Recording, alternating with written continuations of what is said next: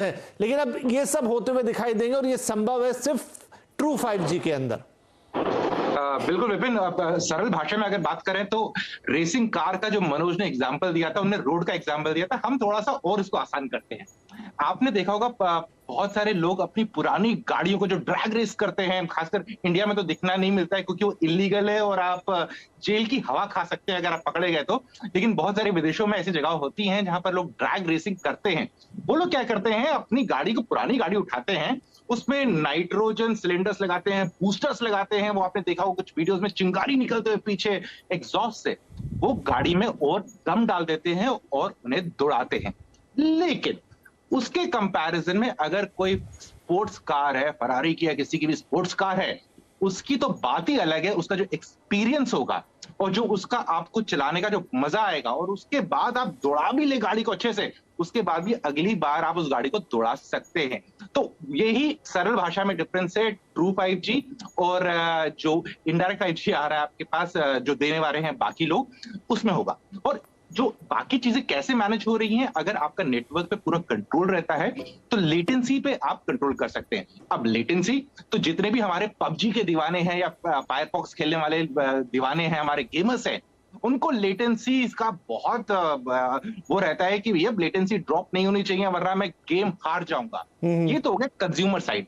Enterprise side में latency का impact पड़ सकता है सिक्योरिटी में, हेल्थ केयर में, जहां पर भी आप नेटवर्क बेस्ड सर्विसेज दे रहे हैं, जैसे रोबोटिक्स यूज किए जा रहे हैं मेडिकल फील्ड में फॉर द ऑपरेशंस, सर्जरीज के लिए यूज किया जा रहा है, या ट्रैफिक लाइट मैनेजमेंट, अगर जहां पर भी यूज किया जाएगा नेटवर्क, अगर वहां पर 19-20 होने लगा लेटेंसी का, तो बहुत सारे उसके दुष्प्रभाव हो सकते हैं। तो बेसिकली आपकी स्पीड बढ़ेगी, लेटेंसी कम होगी, लेटेंसी कम होगी तो आपका एक्सपीरियंस बेटर होगा। टू स्टार्ट विथ, जो अभी की लेवल में हम बात करें, जो अभी सर्विसेज कंज्यूमर्स देख सकते हैं, एंटरप्राइज की बात नहीं करते, कंज्यूमर्स इमीडिएटली स्पीड, और जो गेम के दीवाने हैं वो अपनी फायर प्ले, जो भी फायरिंग नहीं करेंगे, उसमें जो पैनापन देखेंगे, वो देखने वाली बात होगी। राइट। तो कुल मिलाकर 5G के साथ एक अलग एक्सपीरियंस। सुनील सर, अब सबसे पहले रोल आउट हिंदुस्तान के अंदर, उसके बाद फिर ट्रू 5G की बात, यानी कि ऐसा 5G जिसमें आपको सच में वो एक्सपीरियंस मिलेगा जो 5G में होना चाहिए, जिसके लिए उन्होंने स्टैंड अलोन 5G का इस्तेमाल किया। और फिर 1 साल के अंदर पूरे देश में एज अ कंपनी, जो सवाल मैं पहले भी पूछना चाह रहा था, कितनी बड़ी लीड मिलेगी यहां से जियो को? देखो, भयंकर, क्योंकि इसमें क्या होगा कि आप ये सोचिए कि पूरे इंडियन कंज्यूमर ड्यूरेबल्स इंडस्ट्री को बदला देगा।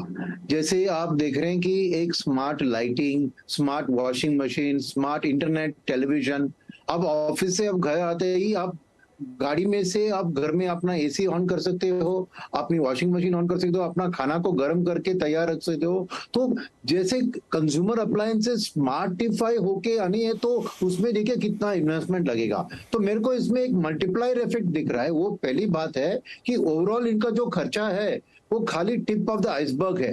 ये एंड यूजर इंडस्ट्री में इतनी हाई स्पीड इंटरनेट के एडवांटेज लेने के लिए इतना कंपटीशन आएगा, इतना नया तरीके का मैन्युफैक्चरिंग आएगा, तो वो ओवरऑल इंफ्रास्ट्रक्चर के भयंकर बूस्ट इसमें से देगा। एक बात। दूसरी बात ये है, अब समझिए कि वो रिटेल एक तरफ, फिर O2C एक तरफ, फिर at the same time telecom. तो इसमें क्या है ना, कस्टमर को वो अक्वायर कर रहे मल्टीपल मोड से, और उसको वो क्रॉस सेल करेंगे अपनी दूसरी प्रोडक्ट। तो एक कॉस्ट ऑफ कस्टमर का एक्विजिशन नॉर्मली होता है कि 40 से 42 रुपया एक कस्टमर को मार्केटिंग के दौरान उसको अंदर लाना। अगर उसी कस्टमर को अपना दूसरा प्रोडक्ट बेचना है तो वो 8 रुपए के इक्वलेंट, यानी 20% of the cost to cross sell a product compared to the direct acquisition। तो इसके लिए कंपनी के लिए पूरी कस्टमर बेस इतनी भयंकर बढ़ेगी, तो अपना, इसलिए वो FMCG की बात कर रहे हैं, क्योंकि इजिली वो उसके ऊपर अपना सेम पाइप जो है उसके ऊपर मल्टीपल प्रोडक्ट्स को बेचकर पूरे लैंडस्केप्स को बदल देगी ये। तो ये भयंकर, मैं समझता हूँ ओवरऑल इंडियन इकोनॉमी की बदलाव अपनी फॉर्मलाइजेशन और डिजिटाइजेशन के अंदर, ये समझिए कि गवर्नमेंट ने ये अनाउंसमेंट किया है, ऐसी है इसकी इंपैक्ट। ओ, चलिए दलजीत साहब, तो 2 लाख करोड़ की इन्वेस्टमेंट अभी हमें मनोज जी ने समझाया कि वो इन्वेस्टमेंट क्यों नेसेसरी है। अब इन्होंने कहा कि हम स्टैंड अलोन देंगे, तो वो यही कर रहे हैं। बाकी के प्लेयर्स जो हैं अपना पुराना जो 4G का प्लेटफॉर्म है उसी का इस्तेमाल करते हुए देंगे। तो क्या अब एक थोड़ा सा कॉस्टिंग वाली बात भी होगी? और हमने देखा है कि भाई जियो तो लीड करता है, वो तो सबसे सस्ता देता है, तो आई थिंक 5G भी सबसे सस्ता देगा। ये दोनों में बैलेंस कैसे बिठाएगी कंपनी? जी हाँ, गुड इवनिंग। मेरे ख्याल से वही सबसे बड़ा मॉनिटरेबल होगा आने वाले समय में, जो मार्केट जिसको बहुत इंपॉर्टेंस देगा। कि 2 चीजें हमें समझनी चाहिए। एक ये कि 5G लेने के लिए क्या केस बनता है। तो अभी हमारे सभी पैनलिस्ट ने बताया कि उसमें एक्सपीरियंस डिफरेंट होगा। अब जब 2G से 4G हुआ था तभी भी बहुत बार ये गाना गाया गया था कि एक्सपीरियंस बहुत डिफरेंट होगा। काफी डिफरेंस हुआ भी, लेकिन जितना माना गया था शायद उतना नहीं, और उसका कंपनीज को उतना बेनिफिट नहीं मिला। तो अब अपने को देखना है कि 5G आने के बाद वो कितना एक्चुअल नंबर्स में कन्वर्ट होता है। दूसरी चीज जो हम बात अभी कर रहे हैं लगातार कि ये स्टैंड अलोन देंगे और टेक्निकली बहुत स्ट्रॉन्ग बैकिंग के साथ आ रहे हैं, तो हमें ये मानना चाहिए अभी ये मार्केट केवल 2 ही लोगों की है, भारती और रिलायंस। वोडाफोन तो नाम के लिए ही है। तो अब भारती भी बहुत पीछे नहीं है और उनके पास भी काफी कुछ वॉर चेस्ट रेडी है। तो ऐसा नहीं मानना चाहिए कि वो बहुत पीछे रहेंगे इस तरीके की सर्विसेज देने में। यस, लीड इनको मिलेगी, और इन्होंने जैसा बताया कि हम दिसंबर तक लॉन्च कर, दिवाली तक लॉन्च कर देंगे, तो उससे एक नोवेल्टी इफेक्ट और वो सब मिलेगा।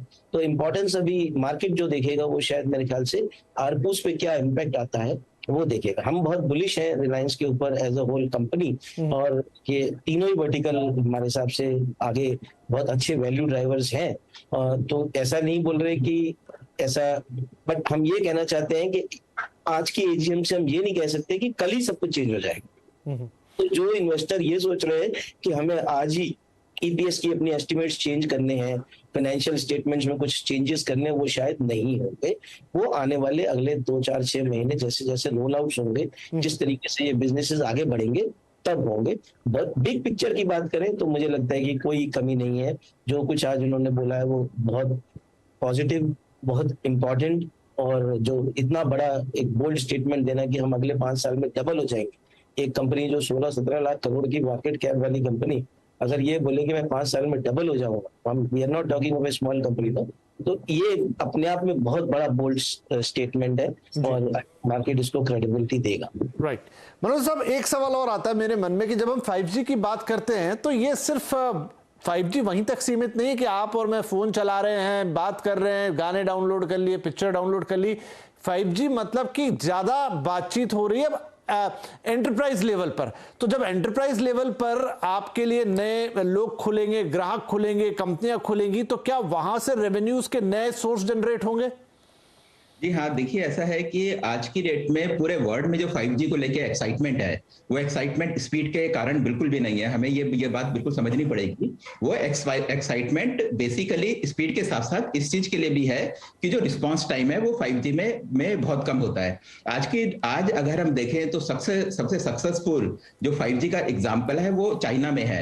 चाइना में आज 40 करोड़ से ऊपर 5G के सब्सक्राइबर हैं, और चाइना ने जो इंटरप्राइज सेगमेंट है, जो जैसे कि आपने भी पहले कहा कि machine to machine communication, internet of things, उसके लिए भी वहां उन्होंने एप्लीकेशन डेवलप किए हैं। मैं छोटा सा एग्जांपल चाइना का देता हूं कि चाइना में जो माइनिंग जो है, आज की डेट में माइनिंग बहुत ही ज्यादा ऑटोमेटेड है। ये सारा का सारा 5G के कारण है, क्योंकि उस समय हमें डिसीजन लेने में बहुत ज्यादा आसानी होती है, और जो बहुत ही खतरनाक जगह है वहां इंसान काम नहीं करते, वहां जो रोबोट्स हैं, जो मशीन है, मशीन ही काम करती है। आपको ध्यान होगा कि हमारे यहाँ नॉर्थ ईस्ट में जो कोल माइनिंग है, जिसको कि हम रैट माइनिंग कहते हैं, वहां कुछ मजदूरों की पानी भरने के कारण उनकी मौत हो गई थी। तो इस तरीके की जो रिस्क वाली जगहें हैं, जैसे माइनिंग हो गई, पोर्ट हो गया, वहां चाइना में अब 5G का इस्तेमाल हो रहा है और ऑटोमेशन वहां हो रहा है। और सबसे इंटरेस्टिंग चीज ये है कि क्योंकि ये अभी सिर्फ इनिशियल स्टेजेस में है, लेकिन इस इनिशियल स्टेज के बावजूद जो ये इंटरनेट ऑफ थिंग और मशीन टू मशीन कम्युनिकेशन है, इस तरीके के ऑपरेशन का इस फाइनेंशियल ईयर में चाइना का में $1.5 बिलियन का रेवेन्यू था। ये स्टार्टिंग की बात है, और यही सारे एप्लीकेशन हमारे देश में भी आने वाले हैं। ये जो 1.5 बिलियन जो कि शुरुआती दौर पर है, आप समझ सकते हैं कि आने वाले टाइम पे अगले 2-3 साल में जबकि पूरा 5G स्प्रेड हो जाएगा, चाइना के अलावा यूरोप और अमेरिका में भी जो, क्योंकि 5G फैल रहा है और ये एप्लीकेशन के ऊपर रिसर्च हो रही है, तो ये तो एप्लीकेशन डेवलप होंगे, उसके बाद ये एक बहुत बड़ी रेवेन्यू स्ट्रीम खुलेगी और ये हमारे उसका पार्ट बन जाएगा। ड्राइवरलेस कार की हम आज की डेट में बात कर रहे हैं। ड्राइवरलेस कार इसीलिए पॉसिबल है क्योंकि ये जो मशीन टू मशीन कम्युनिकेशन है ये 5G के कारण पॉसिबल आज की डेट में है। उसी तरीके से जब हम रिमोट सर्जरी की बात करते हैं, रिमोट सर्जरी जहां की आपको मिली सेकेंड्स में आपको डिसीजन लेना है, या जो आप यहाँ काम कर रहे हैं रिमोट में वो चीज हो रही है, तो ये सारे के सारे ऑपरेशंस 5G के कारण पॉसिबल हैं और नए नए एप्लीकेशंस इसमें डेवलप होंगे। अभी तो हम सिर्फ गेमिंग की बात करते हैं। बिल्कुल जी, तो ठीक है, इसको मैं थोड़ा सा और, क्योंकि और भी आज के एजीएम के कुछ महत्वपूर्ण बिंदु है, लेकिन संदीप साहब एक क्विकली एक चीज आपसे रिएक्शन चाहूंगा कि आज जो अनंत